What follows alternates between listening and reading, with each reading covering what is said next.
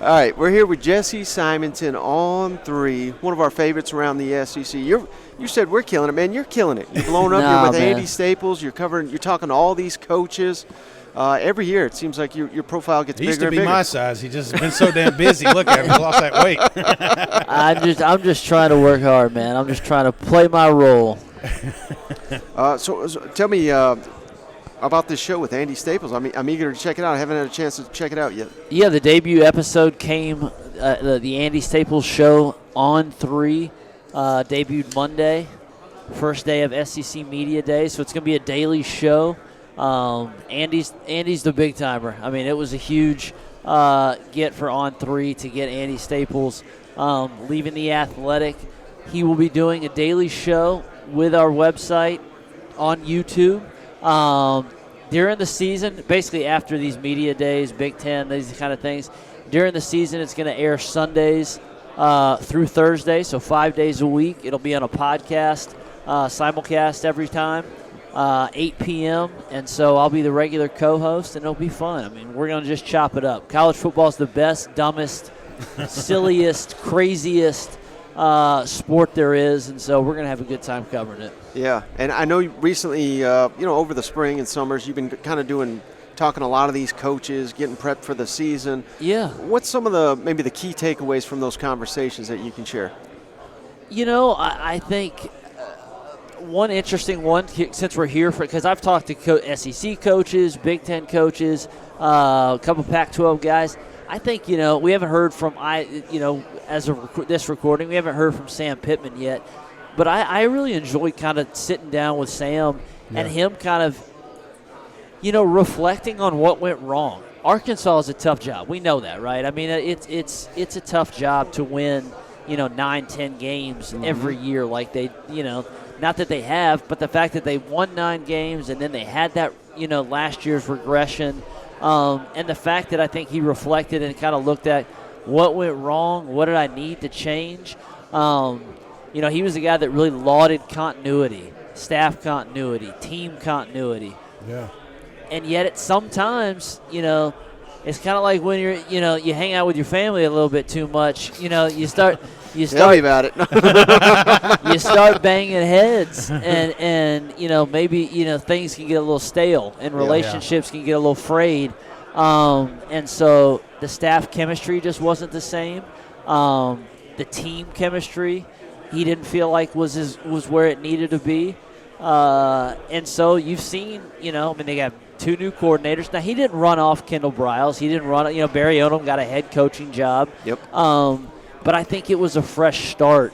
And so we'll see. Arkansas has a brutal schedule, like they always do. They don't play Georgia this year, so the SEC at least gave them, a little bit of leeway there. But I think the fact that he,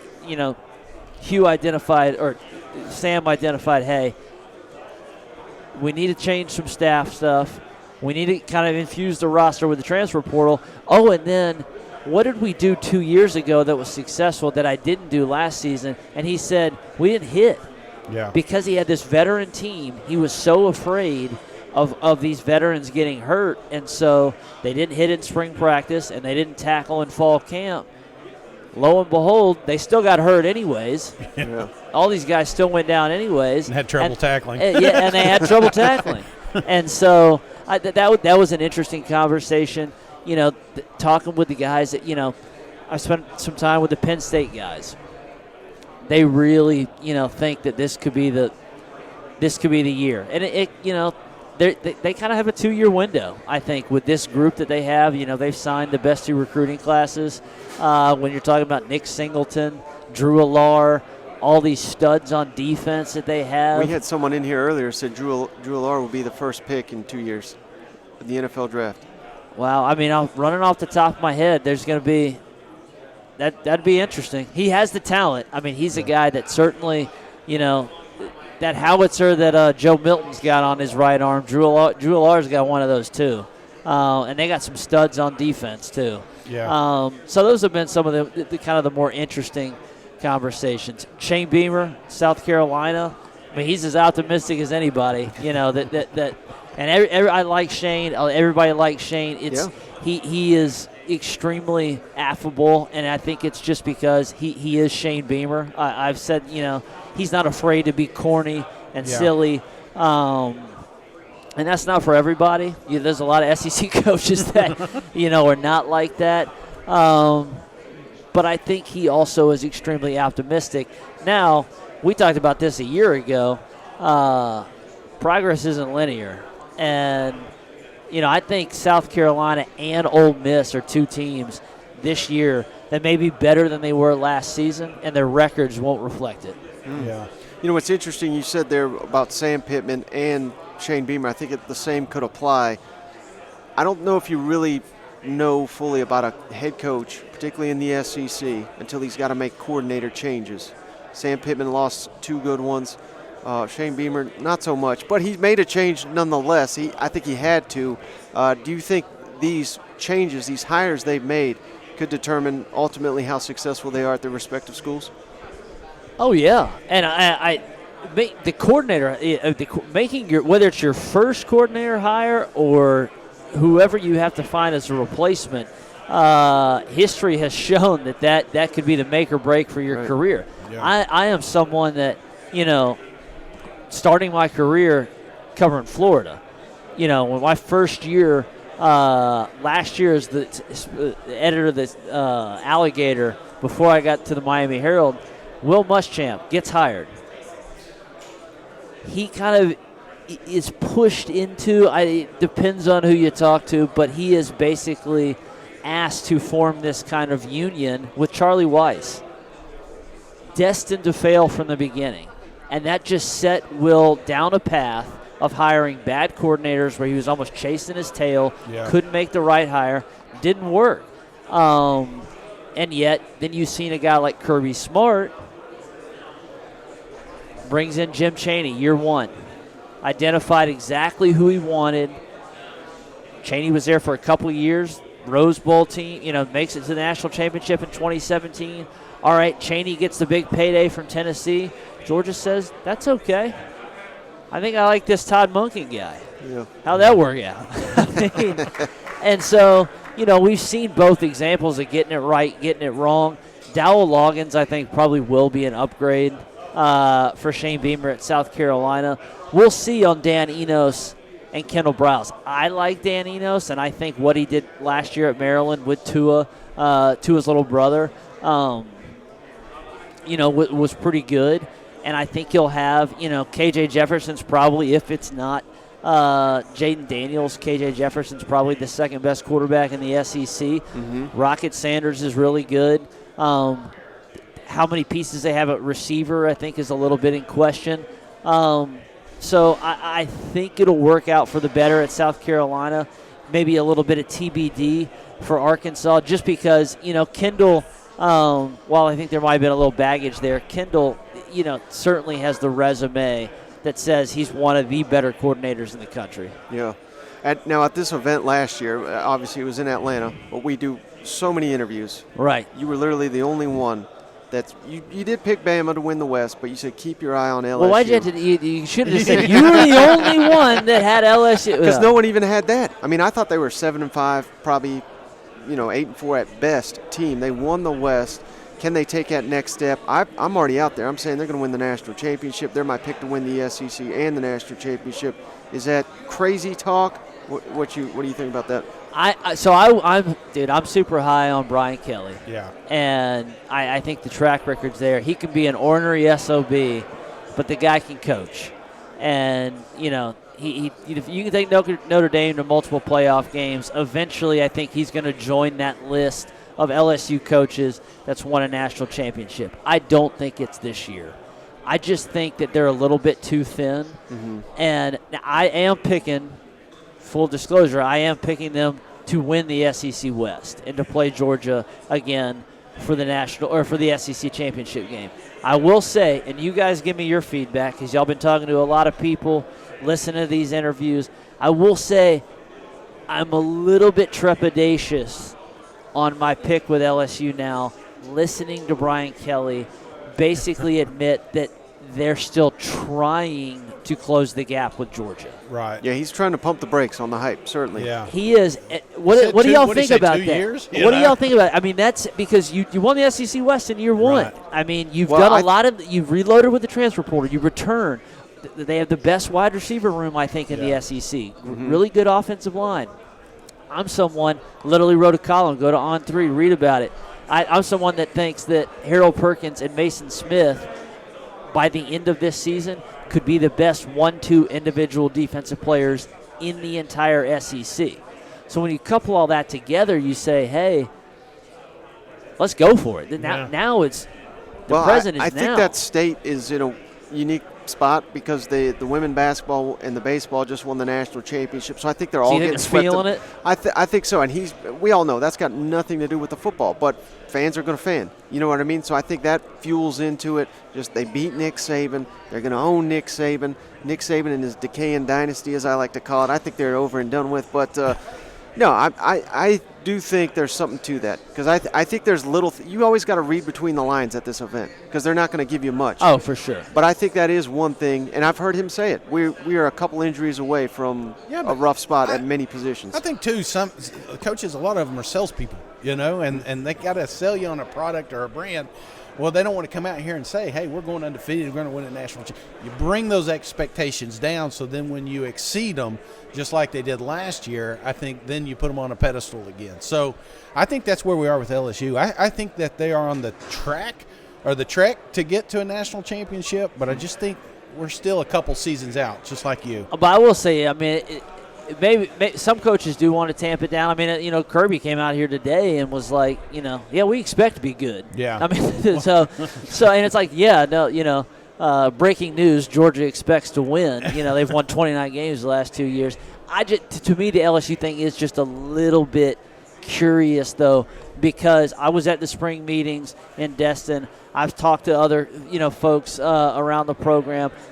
Kelly has really, embraced and enjoyed the fact that they beat Alabama last year. And he has said as much publicly multiple times. And to suddenly be like, whoa, let's tap the brakes a little bit. Come on, man, go for it. I mean, this is a team. They have their schedule's difficult. They got little margin for error now because of the Florida State game. Mm-hmm. You lose that game, you can't lose again. Right. So there's some pressure coming out the gate that maybe now that we're kind of, fall camp's just on the other side, maybe they're kind of feeling it a little bit more.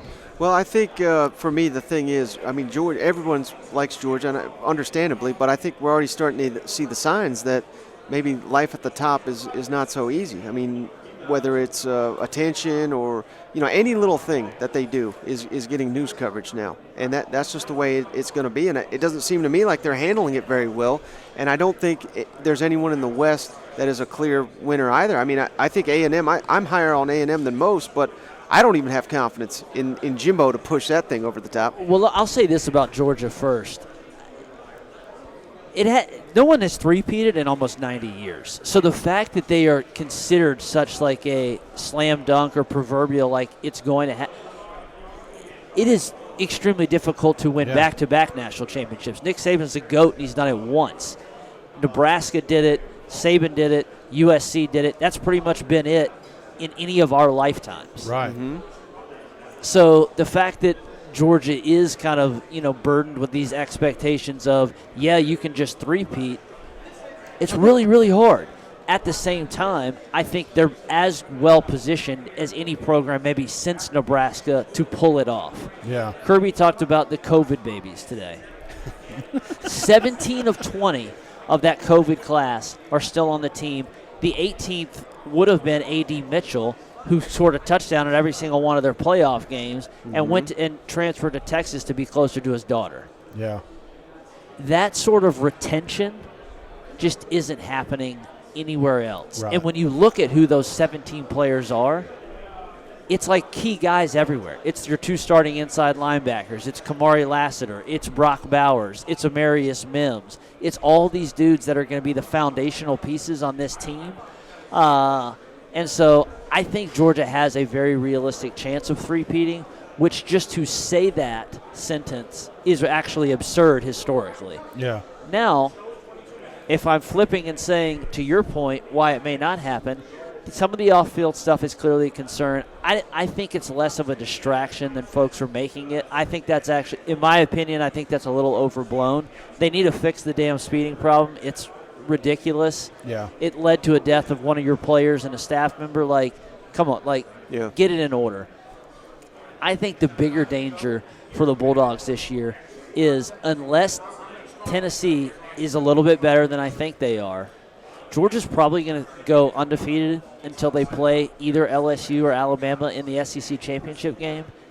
And what if it's not necessarily complacency that gets them, but what if they're just not challenged? And then suddenly you do play a good team and you lose that coin flip game you won a year ago against Ohio State. Like Alabama 2 years ago in the SEC championship. Yep. And another way that I break it down that I think could be dangerous to Georgia, everyone's talking about how easy the schedule is. And we all do that, but we talk about it for months and months and months. It may be tougher. I mean, Kentucky could be good. Ole Miss, Tennessee, it could beef it up. But if I equate it to Ohio State, the year they won, and they brought basically everyone back. They dropped one game, the last-second field goal to Michigan State, and they didn't win the conference. They probably were a top 4 team. They were probably a top 2 team, but they didn't have the resume to get in. And if somehow, some way, Georgia doesn't win the SEC, they have a loss somewhere, and that keeps them, I don't think they have the resume to get to the playoff, even though they will be certainly one of the best 4. So I agree with you. I would say I agree that they wouldn't have the resume. Where I would push back, I would say I would be stunned if the committee left off the two-time national champions and probably a program with as much cachet and a fan base that's going to ride to the moon with them, which is Andy Staples and I talked about this earlier. In that scenario, in that hypothetical, which is fun, we love talking about these hypotheticals and all these different things. In that hypothetical, I think actually Georgia three-peats. Do you? Because in that hypothetical, I don't think this team would lose twice this year. Yeah. You need them to win the SEC championship. Have a game like Ohio State, college football playoffs, maybe you're overlooking. I think that's where Georgia, if we're going to lose, that's where it's going to be. And I don't want to say complacency because that I think that gets played out too, but that's exactly what's going to happen here is they're just going to just tear through this schedule. And then if they do lay out the SEC championship, that first game in the college football play, and I can't believe we're saying that. It almost, it's like we're just throwing out the 12 games that they actually have to play in the SEC. And we're talking about a theoretical Don't forget Ball State. Matchup. They got Ball State, I think MTSU. So they got some good ones. If they lose one game this year, who's, like say during the season, who would it be? I mean, I think the number one pick still has to be Tennessee, just because that game is in Knoxville. Just because I think that's probably in terms of a challenge. That's a scheme. That's a defense that Kirby's had a lot of success, or offense that Kirby's had a lot of success going up against, and it's a lot of the main reason is because Georgia's got studs on the perimeter where you can basically man up, on the outside and then play smaller in the box. But that's still the margins change. That's why I think Heupel's been so successful in 2 years is because you can change the margins with that offense, and so that's an offense designed to pull off an upset. So I would say Tennessee won. After that, I mean, is it at Auburn? Maybe Ole Miss, Kentucky. See, Ole Miss. I would be very surprised if Georgia got tripped up in Athens. Could be wrong, but. And again, that's why you say at Auburn, Georgia's dominated that series, though. Since Kirby's gotten here, Georgia's dominated that series. Here's a good question for you boys. You talked about A&M. Third, I think you have them third in the West? Or? Second, okay. You got Alabama. The dynasty's dead. That's right. Alabama dynasty's dead. So I have A&M. I have on my ballot or pre predictions or whatever. I had A&M third. I think it's a favorite flavor of ice cream sort of deal between A&M, Ole Miss, Arkansas. I like Ole Miss this year, but I think the schedule is much more difficult than it was a year ago. What do you think if I said I don't think that I'm picking Tennessee. I picked Tennessee to be second in the East. But what if that really 2 through 5 or 2 through 4 in the East is much closer than people think? Who would be in that mix? Kentucky and South Carolina, Missouri. Yeah, I'm not buying South Carolina, but I agree with you, Kentucky, and I do think that Texas A&M, even though that there's the chance they just derail, but I think they will have a major advantage on both lines of scrimmage when they come to Neyland Stadium. So I think they will beat Tennessee, which will play into that as well, which will hurt them. At Alabama, of course, I got them beating Alabama, get the decaying dynasty. But Georgia, I think Tennessee will have 2 or 3 losses, and one of them will be A&M. So I know because I kind of shot you some messages, gruffing you, and having some fun with you because you're super high on Connor Wegman. Yeah. He may not win the job, but you're super high on Connor Wegman. No, he's gonna be the starting quarterback. I agree with you there. It's not going to be Max Johnson. He's had his chance. Now Max is a nice backup option if something happens to Connor. I think A&M's offense will be better because you can't be worse. They were 100th or something in so many categories. I'm curious because you just said defensive line, offensive line. The line of scrimmage is going to be so much better. Those are 2 units that on paper for Texas A&M look really good as we sit here at SEC Media Days and look at depth charts and star rankings and that kind of stuff. That's a defensive line. It's loaded with 5 stars. They couldn't stop a run at all last year. And an offensive line, they really couldn't block all that well either. So you have a lot of confidence it's going to be a lot better this fall?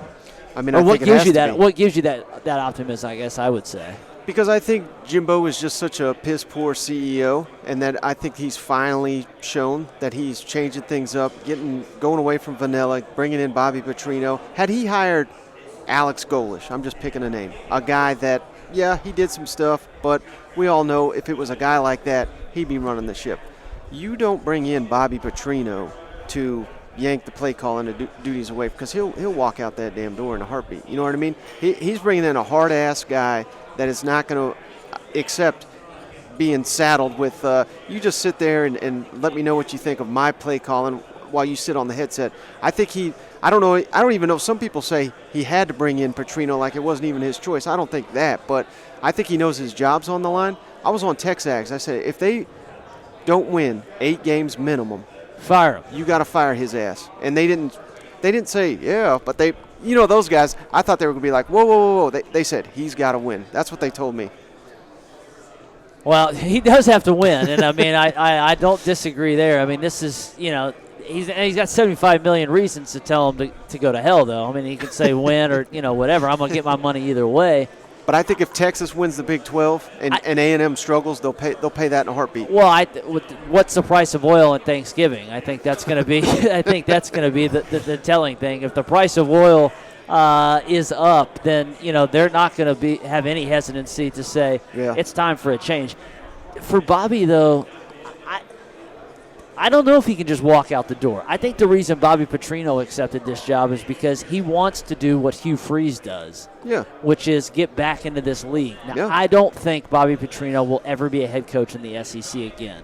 But if he is successful at Texas A&M as an offensive coordinator, he could get a head coaching job in the Power 5 perhaps again. Mm-hmm. The way it ended at Louisville was nasty. The team just dumped on him, just straight quit. The very next year, with the exact same roster, Scott Satterfield won like 8 games. It was literally just because they certainly had they were like, we don't hate our coach. And so I think if he is given the rope, he can be successful. I wrote a column again at On3. Jimbo Fisher doesn't know any. Folks were mad yesterday that he was like secretive or coy or whatever. I thought it was amusing. I think how he squirms whenever Bobby Petrino's name gets mentioned. He clearly does not like the fact that as stubborn as Jimbo is, that folks have told him, hey, something has to change. But I am skeptical every time because he squirms so much about Bobby Petrino that he's actually going to really release the reins. Yeah. Mm-hmm. They can cuss each other out all they want. But I don't think Bobby can't really go anywhere. I mean, he was going to be with Barry Odom at New Mexico. It's not like he's flush with options right now. If he's given the rope, I think he can resuscitate a wheezing offense. If he can't, Texas A&M may be in a whole lot of trouble again. That Week 2 game against Miami, huge. Yeah. And then Week 4, what happens if Hugh Freeze in year 1 goes into A&M and beats them? It ain't going to be good for old Jimbo. No. Last question for you, Jesse. Yeah. Why do you hate Mississippi State? I've been getting it too. JD, we just had him on, same deal. They're mad as hell down there. And I get it because they're mad because they feel like they're the Vanderbilt of the SEC. Excuse me. The perception is. Hashtag Willy Wonka, scratch that, reverse it. They feel like, yes, the perception is that they are viewed or seen as the Vanderbilt of the SEC West. They are not. They obviously have been more successful. They won 9 games a year ago. I don't think a lot of people know they won 9 games a year ago. Yeah. But this is a new season. Mm-hmm. And, I was there I have covered now multiple former defensive coordinators turned head coaches, and I've seen how that year 1 can be challenging. Challenging for Will Muschamp at Florida, was challenging for Jeremy Pruitt at Tennessee. Yep. It was challenging for Kirby Smart at Georgia. Mm-hmm. Now he's got that thing humming since, but they went 8-5 in year 1. To think that they're just going to continue their kind of upward momentum in the SEC West with the schedule that they play, with the fact that they're kind of you can't fully shift away from the air raid because so much of the roster, they brought in their first tight ends, Ryan Godey and a couple of these other guys, and they don't really have the bigger backs to run as much. But they're going to run a more pro-style kind of hybrid scheme. I think there's going to be some growing pains in that. And I think defensively, they're going to miss Watson at linebacker. I know they've got Jet back, who's a 6-year guy, and they've got some defensive linemen that they like a lot. Somebody's got to finish last, right? Mm-hmm. Somebody's got to finish last. And it would not surprise me in the slightest if they pull off an upset, but it also would not surprise me at all if there's some real, we had to hire Zach Arnett, and we really like Zach Arnett as our defensive coordinator. But is he ready to be a head coach? I don't know. We're going to find out this fall. And so, they have a tough schedule. Let's see what happens. If they beat us, more cowbell, baby. Yeah. If they win the Egg Bowl again. If they manage to, maybe pull off an upset, whether it's an LSU like they did a couple years ago, under Mike Leach, awesome. But it don't mean we hate your team if we pick your team last. I mean it's just you got to rank them 1 through 7 one way or another. Right. Yeah. Just tie them at 6. And so when they fire Zach Arnett, no, I'm just kidding. Jesse, before you go, tell the folks where can they find your work. Yeah, man, you can find my stuff at On3. I'm on the front page almost every day. You can catch me on Twitter at Jesse R.E.'s Simonton. So always happy to catch up with you two. Glad y'all had me on. Love your work. Thanks, man. man. Thank you. Oh, that was great.